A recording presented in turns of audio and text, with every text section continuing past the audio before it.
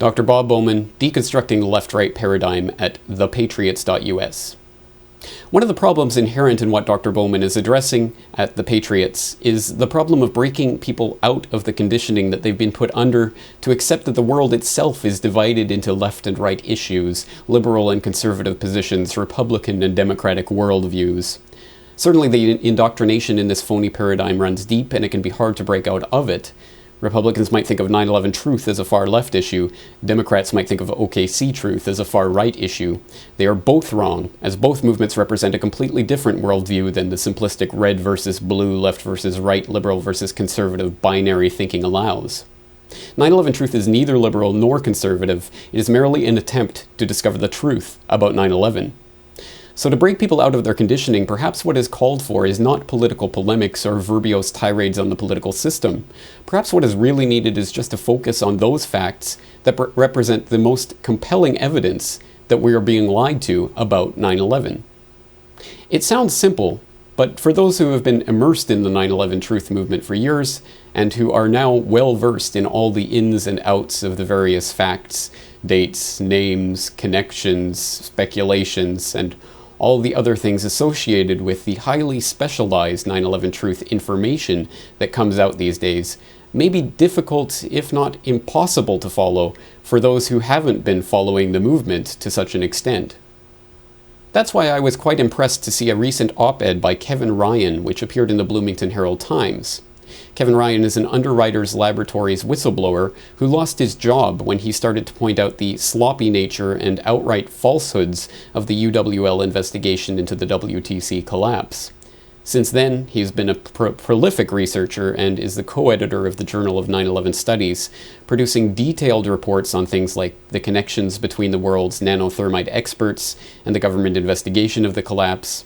He has also produced detailed reports on who had access to the towers before 9/11 and in what capacity.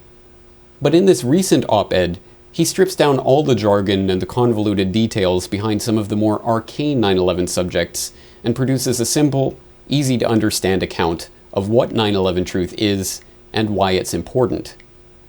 I recently had the honor of talking to Kevin Ryan about his research, the op-ed itself, and where he thinks 9/11 truth is heading. Well, one of the things that spurred me to get you on the program today was an op-ed that you had published in the Bloomington Herald-Times earlier this month on the subject of 9/11. Not because of any new explosive evidence that you uncover in that op-ed, but precisely because it is such a basic piece for those of us who are already well versed in 9/11 truth. And in that piece you talk about false flag attacks and why the blowback theory of 9/11 is insufficient to account for things like the air defense stand down and the explosive residue in the WTC dust. And as I say, it's an extremely basic piece for those of us who have been researching 9/11 truth for years, but I think it's valuable precisely for that reason, since it seems that perhaps as a movement we have stopped, to a large extent, reaching out to the public to try to get them to understand the basic premises that we're working from. And to that end, I think this type of op-ed is an extremely valuable way of getting the word out about 9/11 truth and continuing to expand the movement, even as we head into the 9th anniversary of those events. So maybe you can tell us about this op-ed and what prompted you to write it. Well, this is the second op-ed that I've had published in the Bloomington paper. And the first one, let me give you some background. The first one came after our first presentation at the theater downtown in 2007. And we had some good coverage at first about this event, and then we ended up packing the house. Over almost 700 people came to this free event in downtown Bloomington, and what we ended up seeing then was kind of a recoil backlash from the editorial board of the local paper. They, I think, were shocked that we had such a good turnout and such a good response. They had an online poll in the paper where they asked if people would possibly agree with the local group, and or whether they thought we were all crazy. And the overwhelming majority agreed with the 9/11 working group, and I think that embarrassed them further to the point where they ended up writing kind of a nasty editorial. And And I wrote a guest column in response, and they kind of grudgingly published it. But this is my second, because they've seen, I think, over the years that we're not intentional troublemakers of any kind. We're not trying to tear down our country or anyone who's acting sincerely in good faith. We certainly are not the enemies of any other Americans. So we're just looking for answers because it's so important to us, we feel, and to our children's future to know what happened on 9/11. It's such a turnkey event. And so I wrote this new column, and I sent it in, and believe it or not, they published it in less than 2 weeks, just immediately. I was very pleased with that. As you said, I tried to approach this one a little bit differently. I didn't have a lot of the physical evidence or the scientific details in this op-ed. It was more like, let's talk about this buzzword conspiracy that people have used to kind of dismiss the idea of an alternative explanation for 9/11, and talk about the fact that conspiracies are central to our legal system, for one thing. Conspiracies are everywhere if you believe our courts and our judges. But what we do with 9/11 and things that are emotionally uncomfortable like 9/11 is we say it's a conspiracy theory, meaning that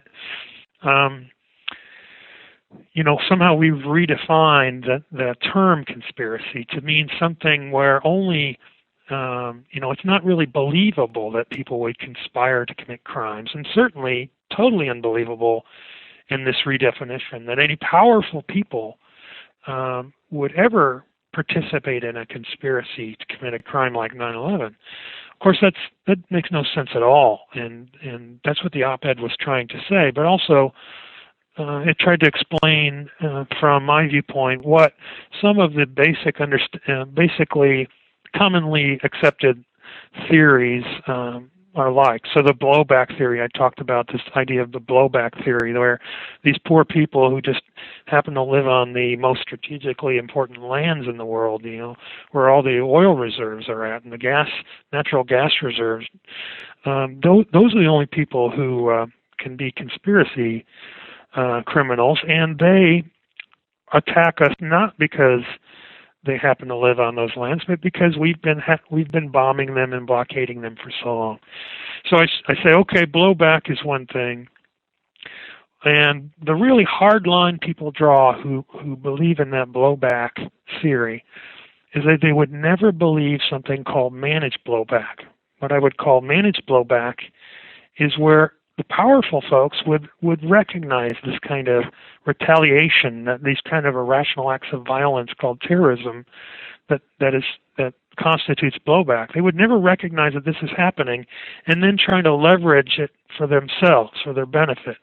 That's not in any way possible to the people who believe blowback. And that's what it seems to me, that there's this really hard psychological line between blowback and manipulation of blowback.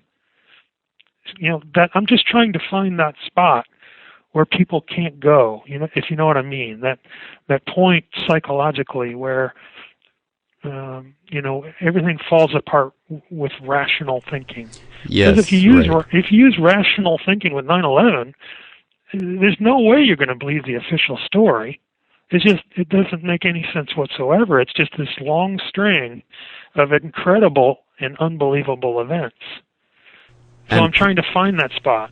Go ahead. Perhaps another way for people to understand the concept of managed blowback would be to investigate the concept of the strategy of tension, and that would lead people to things like Operation Gladio and P2OG and other such examples and evidence that we have from history of things that are perhaps comparable, or at least help to give a better understanding. But Kevin Ryan, as you well know, we stand here on the brink of the 9th anniversary of the events of 9/11, and as I sit here, I begin to wonder if this brink is in fact a precipice of a sort, because it seems to me that it's very obvious that we are winning the battle for the hearts and minds of the public with a greater number of people waking up seemingly every day to the truth of what happened on that day, as opposed to the official conspiracy theory.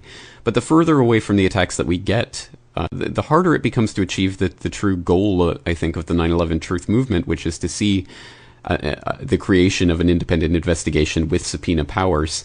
So what are your thoughts on where the 9/11 Truth Movement stands right now, and the dangers and opportunities that this type of anniversary presents? Well, the 9th anniversary is, for some of us, 4, 5, 6 or more years of investigation already. So there's a lot of people who've done a lot of good work who I think to some extent are tiring out. But also there are a lot of new people who are coming along. So the people just realizing finally that they've seen enough. They've seen enough of the facts and the questions, and they also agree that we need a real explanation for 9/11. So I think that there are a couple of challenges at this time, and that is people who are just beginning and still have a lot of energy and want to look into this. There's so much that needs to be done. There's just so much information, so many questions that need to be answered still. And we can personally, I believe we can do a lot of that. We don't necessarily, while we're calling for a subpoena-based investigation, have to just let it go. We can dig in and find out things like who had access to the buildings and who potentially could have shut down the air defenses, and why was Dick Cheney tracking Flight 77, and lots of questions we could work on. But we have to be clear that there's been a lot of pitfalls in the past, and a lot of difficulties in asking questions that maybe aren't as valuable and don't get us to justice as quickly, or maybe are intentionally brought up in order to discredit us from within. And so if we can get better at bringing new people along who aren't going to hit those snags as easily, who are going to get past that better, I think that would help a lot.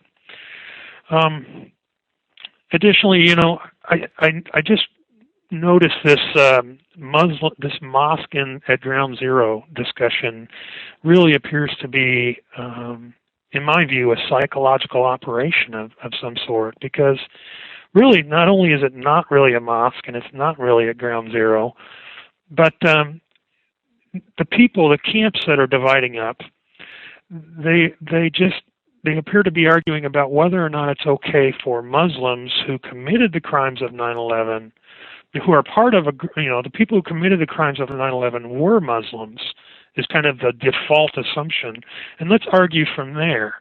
So when I see an article in the Washington Post from Karen Hughes, who used to be the spokesman for George W. Bush, who's kind of framing this whole discussion as whether or not it's okay for Muslims who were, the group that attacked us on 9/11, to build a mosque or to not build a mosque, I think we've already seen that this discussion is off base, because if you read some of David Ray Griffin's work, it's a really good way to see some of the many reasons why it probably was not Muslims who attacked us on 9/11. The people who attacked us, who were accused of attacking us, did nothing Muslim-like.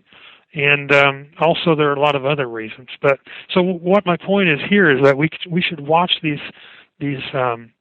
mainstream discussions as they come up, and make sure that we're not kind of buying into assumptions that are built into that kind of discussion. So that's another thing we can do here 9 years later, because I think you're right. People in kind of who have vested interest in not seeing the truth come out are clear that there are a lot of people questioning 9/11, just a huge number now, and they see people like you and I in their communities, and after however many years, they can no longer just blow us off, because we're not going away. We're still going to be here. We're still going to be asking the questions and sharing the information on the 10th anniversary.